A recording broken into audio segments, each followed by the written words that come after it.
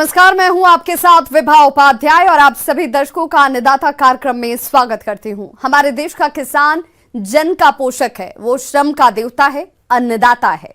उसमें ही भारत की आत्मा निवास करती है और ऐसे ही किसानों की प्रगति के लिए हम खेती बाड़ी से जुड़ी हुई बहुत सी नई लाभकारी जानकारियां हर रोज सुबह लेकर आते हैं। तो चलिए कार्यक्रम शुरू करने से पहले देखते हैं क्या है आज के अन्नदाता में। गेहूं की उन्नत तकनीक से खेती करके ले अधिक पैदावार। गृह वाटिका लगाकर पाए पौष्टिक फल और सब्जियां।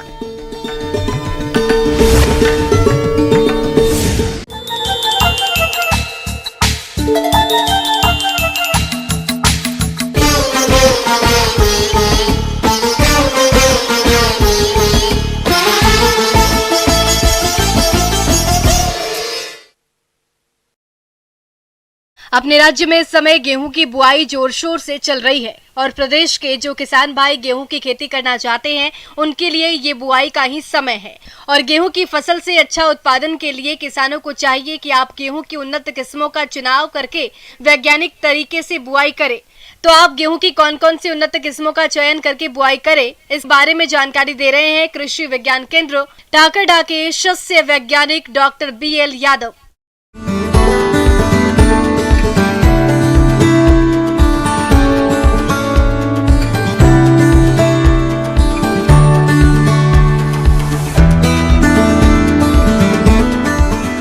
गेहूँ एक रबी फसलों में बहुत ही महत्वपूर्ण फसल है।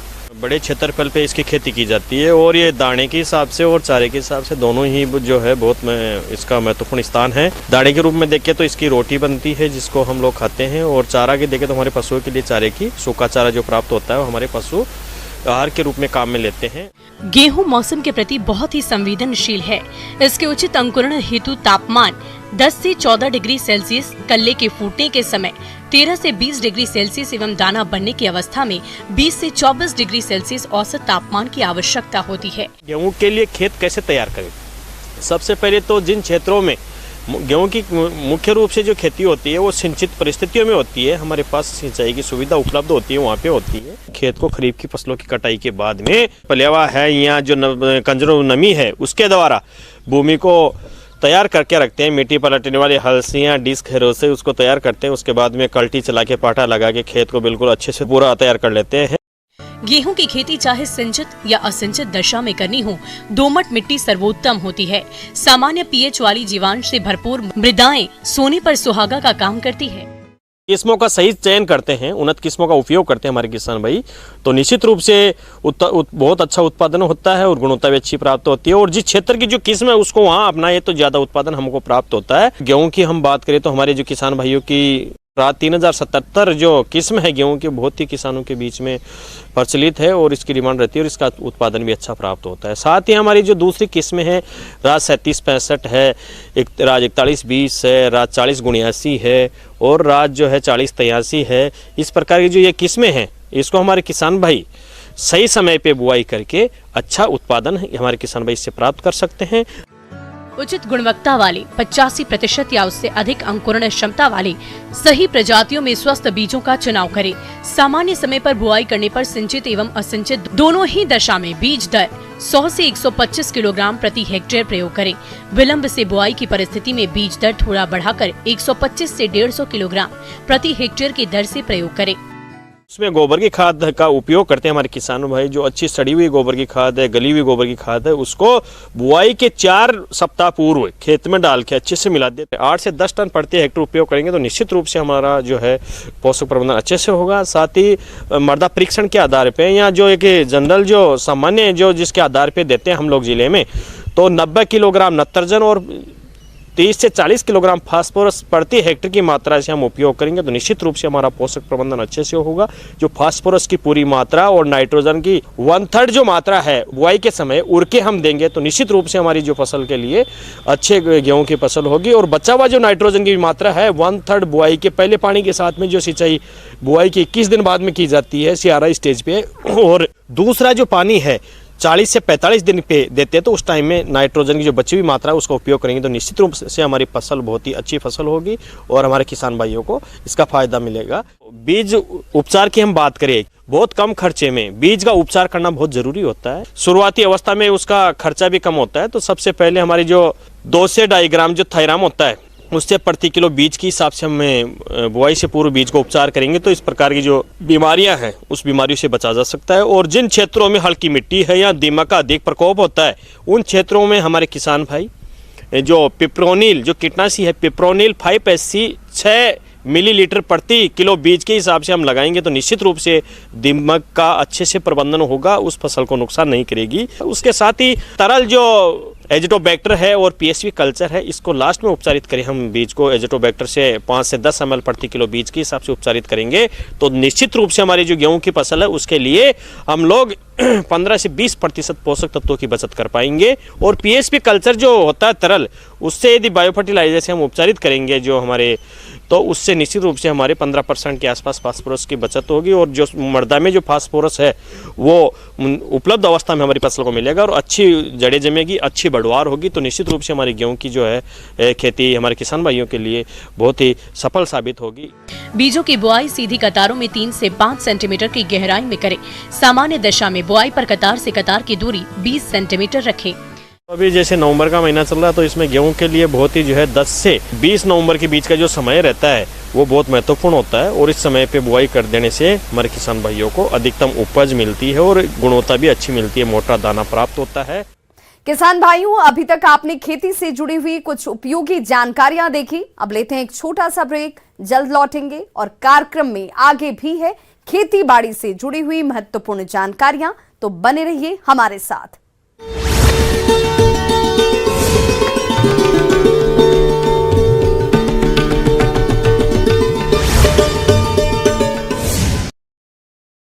ब्रेक के बाद एक बार सभी दर्शकों का एक बार फिर से अन्नदाता में स्वागत है। चलिए रुक करते हैं अगली कड़ी की ओर।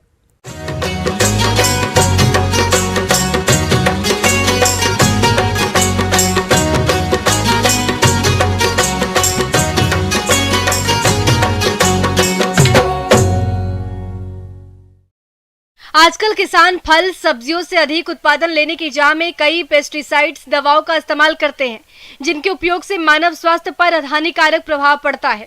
तो इस तरह की समस्या से बचने के लिए जरूरी है कि आप फल और सब्जियों को गृह वाटिका में लगाएं, जिससे आप अपनी छत या फिर घर के आसपास खाली पड़ी थोड़ी सी जमीन में भी कर सकते हैं और ताजा फल सब्जियों को उगाकर रोज की जरूरत के हिसाब से पूर्ति भी कर सकते हैं।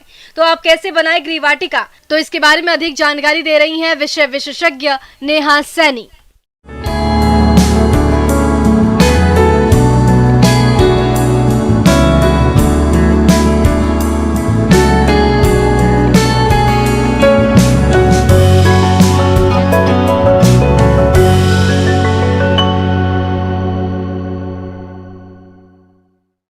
पोषण वाटिका, जिसे हम गृह वाटिका, टेरेस गार्डन या जो बालकनी में हम सब्जियों को उगाते हैं, घर के आसपास जो जगह होती है उसका उपयोग करके हम डेली उपयोग में जो सब्जियां उपयोग होती हैं उनको लगाते हैं और उनका उपयोग करते हैं।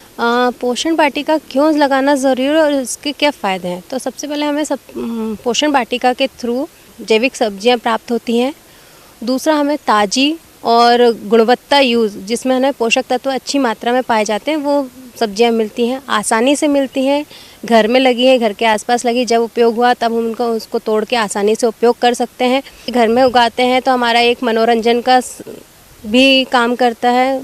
हम पोषण वाटिका में कौन कौन सी सब्जियां लगा सकते हैं, जैसे कि है ना, पत्ते वाली सब्जियां भी लगा सकते हैं, जैसे पालक है, मेथी है, चौलाई की भाजी है, सरसों है, चने की भाजी, इस तरह की हम भाजियाँ भी लगा सकते हैं। मौसम के हिसाब से जो सब्जियां लगना चाहिए, जैसे अभी हमारे पास ठंड है, ठंड में हम जैसे बैगन है, टमाटर है, आलू है, प्याज है, मिर्ची है, गाजर है, मटर है, धनिया है। बीज वाली सब्जी में सेम, बल्लर, बरबटी ये भी लगा सकते हैं। बेल वाली सब्जियां हैं, लौकी, गिलकी, तोरई ये लगा सकते हैं।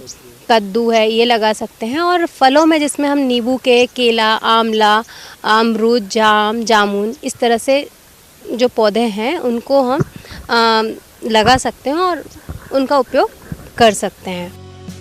किचन या टेरेस गार्डन के लिए ऐसे स्थान का चयन करें छत के ऊपर, बरामदा या खिड़की के छज्जे। घर में खुले स्थान जहां पर सूर्य की रोशनी तथा पानी की सप्लाई की समुचित व्यवस्था हो, वहां पर गृह वाटिका बेहतरीन तरीके से स्थापित कर सकते हैं, क्योंकि पौधे सूर्य की रोशनी एवं पानी प्राप्त कर अच्छी गुणवत्ता की सब्जियां और फलों का उत्पादन देते हैं। सबसे पहले हम स्थान का चयन करते हैं कि हमारा स्थान कैसा होना चाहिए पोषण वाटिका को बनाने के लिए। तो हमारी आवश्यकता कैसी है, हम उस हिसाब से अपने स्थान का चयन करते हैं। हमारे पास अगर जगह उपलब्ध है तो हम ज़मीन पे बनाएंगे, अच्छी जगह रहेगी। अगर जगह नहीं है तो हम उसको बालकनी में भी लगा सकते हैं, स्टैंड गमलों में लगा सकते हैं। अगर हमारे पास छत है तो हम छत पे भी लगा सकते हैं। वो 250 स्क्वायर फीट की जगह सफिशिएंट होती है 5 लोगों के लिए। फिर क्या क्या ज़रूरतें होती हैं उसमें, जैसे हमारे पास गेती है, फावड़ा है, पानी देने के लिए झारा है, खुरपी है, ये जो छोटी छोटी चीज़ें हम उसका अरेंजमेंट करते हैं कि वो भी हमारी व्यवस्थित हो। पोषण वाटिका को बनाने के लिए किचन गार्डन बना रहे हैं हम या टेरेस गार्डन बना रहे हैं, उसमें सबसे पहले महत्वपूर्ण होता है मिट्टी को किस तरह से हम तैयार करें। 3 भाग आपका मिट्टी और 1 भाग गोबर का। अगर ज़्यादा मिट्टी चिकनी है तो उसमें हम 1 भाग रेत का भी मिला के, और उस तरह से हम इस मिट्टी को तैयार करते हैं। और जब भी हम मिट्टी को भरने के लिए या तो गमले में लगा रहे हैं तो गमले में देखें कि वो उसमें पानी निकालने के लिए नीचे जो एक छेद होता है वो हो, प्रॉपर हो। या हमारे पास गमले नहीं है, हम क्यारी बनानी है तो हम क्यारी में भी वो मिट्टी का मेड़ बना के बीच में क्यारी बनाएं और उस तरह से मिट्टी को, वो मिट्टी जो हमने तैयार करी है वो रखें। और फिर अगर हम उसको, हमारे पास गमले नहीं है, हम जो कैन में लगा रहे हैं, प्लास्टिक ड्रम में लगा रहे हैं, ऐसी व्यवस्था भी नहीं होती तो हम ग्रो बैग का यूज़ कर सकते हैं, जो कि अलग अलग साइज़ के भी आते हैं। तो हम अपनी सुविधा के अनुसार जो हमें पौधे लगाने हैं उसके अनुसार 1 किलो, 2 किलो, 4 किलो, 5 किलो अपनी सुविधा के अनुसार उसका उपयोग कर सकते हैं। तो बीज हमें एक अधिकृत जो बीज मिलते हैं, प्रचलित दुकान है, वहाँ से हमें बीज का उपयोग लेना चाहिए। और अगर हम रोप लगा रहे हैं तो उसको भी हम नर्सरी से या खुद भी तैयार करके पोषण वाटिका में उसका उपयोग कर सकते हैं। कंटेनर और गमलों में लगे पौधों की समय समय पर देखरेख करना बहुत जरूरी होता है। पौधों की सिंचाई मौसम, पौधे की आवश्यकता और मिट्टी के प्रकार पर करनी चाहिए। सर्दी के मौसम में पौधों को पानी की आवश्यकता कम होती है और गर्मी के मौसम में अधिक, इसलिए नमी कमी दिखने पर ही सिंचाई करनी चाहिए। आवश्यकता से अधिक पानी भी पौधों को नुकसान पहुंचा सकता है। पानी देने से पहले मिट्टी को 1 इंच तक खरोंच देना चाहिए। पानी जो हम डाल रहे हैं गमले में वो उसमें भरे नहीं, और भरा रहेगा तो हमारे पौधे को नुकसान पहुंचाएगा, इसलिए वो पानी के निकलने की व्यवस्था भी सही हो। जो धूप है उसके लिए हम है ना ग्रीन सेट का भी उपयोग कर सकते हैं, जो जालीनुमा रहती है, जिससे ना रोशनी जो आर पार आराम से जा सके और आसानी से उसको पौधे को धूप मिल सके। इनमें है ना हम जैविक खाद का ही उपयोग करें तो ज़्यादा अच्छा है। वो खुद भी तैयार कर सकते हो, और अगर व्यवस्था नहीं बनती है तो मार्केट से, जैसे नर्सरी है, खाद मिलती है अच्छी किस्म की, जो वर्मी कंपोस्ट भी रहती है, कंपोस्ट खाद भी रहती है, वो उसका उपयोग कर सकते हैं लाके। सब्जियों की तुड़ाई परिपक्व की अवस्था में तुरंत कर लेनी चाहिए, क्योंकि इसी अवस्था पर सब्जियां ताज़ा एवं गुणवत्ता वाली प्राप्त होती हैं, तथा जब पत्ते वाली सब्जियां कोमल रहें तब रोजाना तुड़ाई या फिर कटाई करते रहना चाहिए। टमाटर की तुड़ाई जब लाल हो जाए तब कर लेना चाहिए। भिंडी और बैगन की तुड़ाई जब उनका पूरा आकार में हो लेकिन कोमल रहे तब इसकी तुड़ाई कर लेनी चाहिए। पोषण वाटिका से पोषण सुरक्षा और कुपोषण को दूर भी किया जा सकता है, उसके लिए भी ज़रूरी है। तो सब्जियां और फल का हमारे पोषण में, हमारी संतुलित थाली में, हमारे स्वास्थ्य के लिए बहुत एक महत्वपूर्ण स्थान है। आगे और भी है खेती बाड़ी से जुड़ी हुई बहुत सी रोचक जानकारियां, पर यहां रुकेंगे एक छोटे से ब्रेक के लिए, जल्द हाजिर होते हैं। ब्रेक के बाद एक बार फिर से आप सभी दर्शकों का अन्नदाता कार्यक्रम में स्वागत है। बढ़ते हैं अपनी अगली प्रस्तुति की ओर।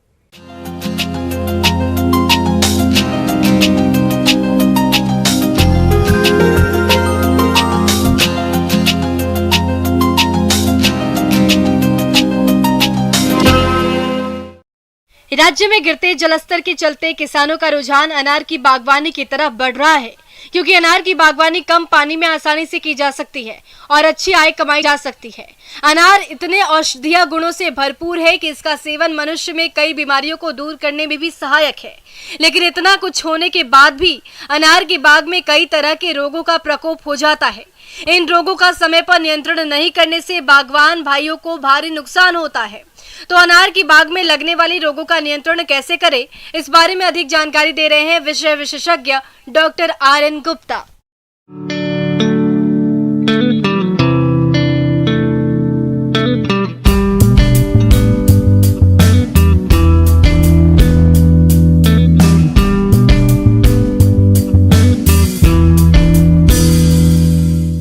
इसमें alternaria leaf spot, anthracnose, cercospora leaf spot और एक बैक्टीरियल ब्लाइट डिजीज लगती है।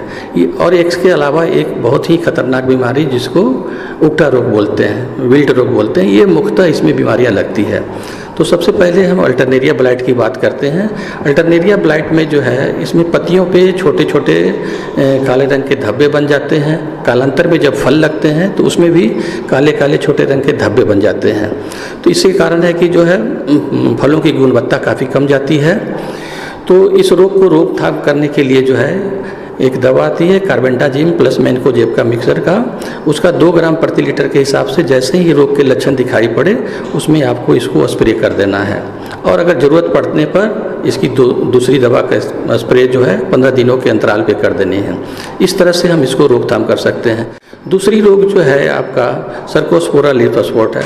ये भी आपका जो है, इसमें भी छोटे छोटे धब्बे बनते हैं। ये भी हमारा जो है फफूंद जनित रोग है। इसमें भी आप यही दवा का इस्तेमाल आप कर सकते हैं, माने कार्बेंडाजिम और प्लस मैनकोजेब। इसमें है कि कोई एक दवा जो है वो कॉन्टैक्ट है, दूसरा सिस्टेमिक है। जितने भी फफूंद जनित रोग हैं सारे में ये दवा काफ़ी इफेक्टिव है। अनार में फलों का फटना एक गंभीर समस्या है।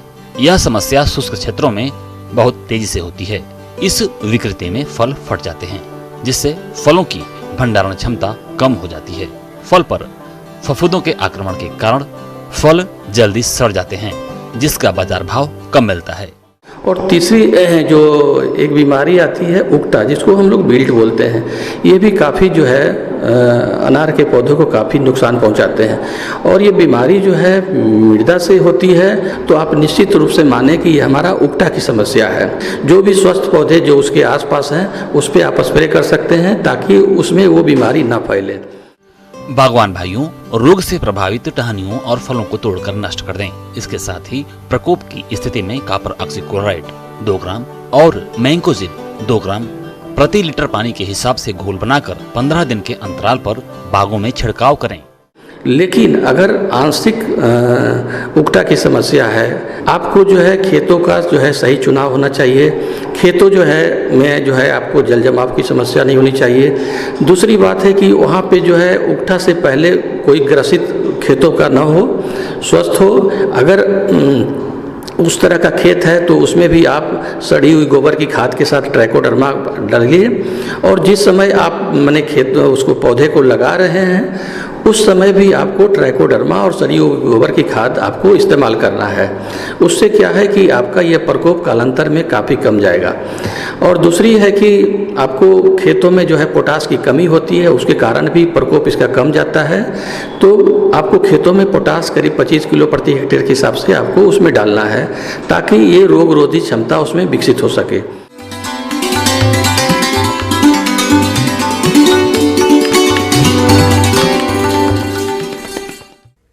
अन्नदाता हेल्पलाइन निःशुल्क फोन संपर्क सेवा के माध्यम से आपके द्वारा पूछे गए प्रश्नों में से 1 या 2 महत्वपूर्ण प्रश्न को हम अपने कार्यक्रम में शामिल करते हैं। और इसी के तहत आज किसान का सवाल और उनका जवाब इस प्रकार से है। आज के अन्नदाता हेल्पलाइन में जिस प्रश्न को कार्यक्रम में शामिल किया गया है उसे पूछा है गांव उन्नावास जिला पाली के किसान गोपाल लाल ने। आप बकरियों में पीपीआर रोग के रोकथाम पर जानकारी चाहते हैं, तो गोपाल जी आपकी जानकारी के लिए प्रस्तुत है कार्यक्रम का यह अंश।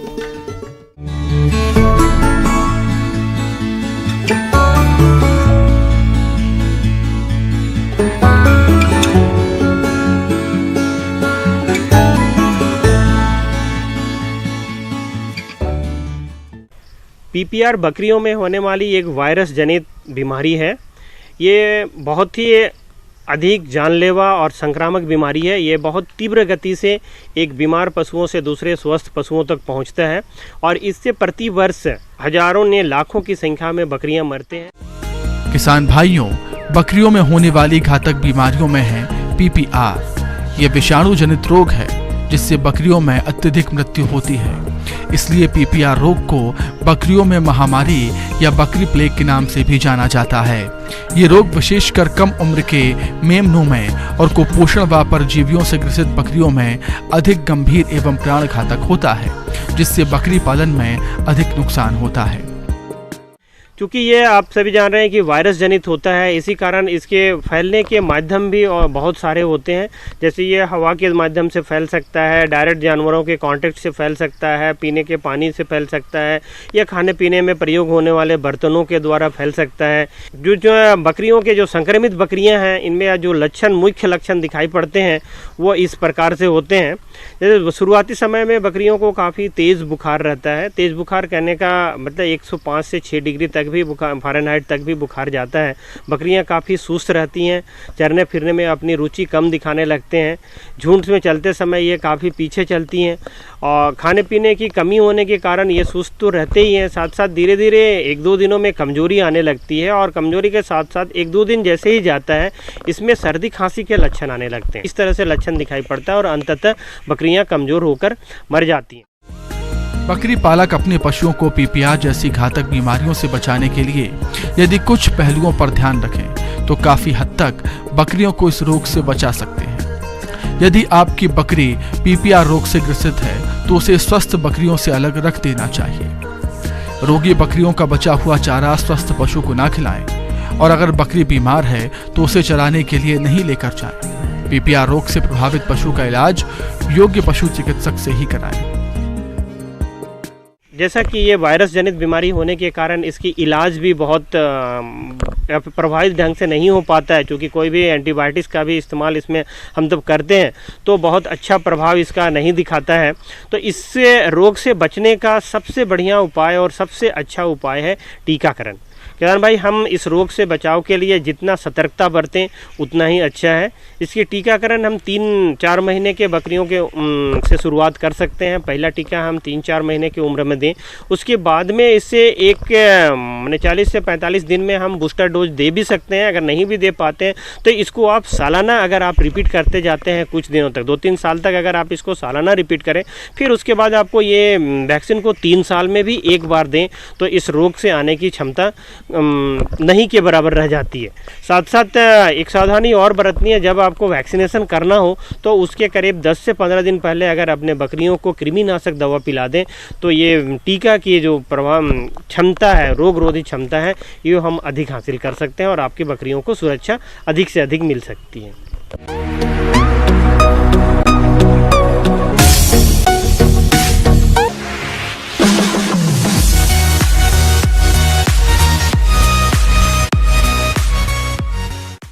आइए अब एक नजर डालते हैं राज्य के कुछ चुनी हुई मंडियों के प्रमुख फसलों के बाजार भाव पर।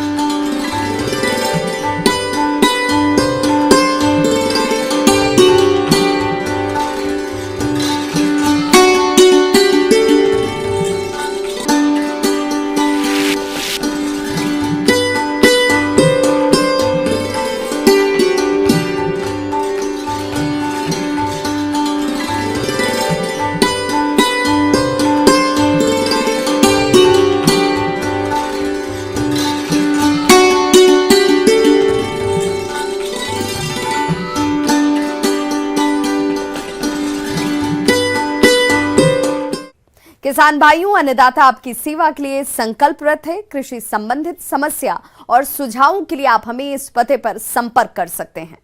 प्रोड्यूसर अन्नदाता, news 18 Rajasthan, Ramoji film city, Hyderabad 501512। साथ ही आप हमें ईमेल भी कर सकते हैं। हमारा ईमेल है p18annadaata@nw18.com।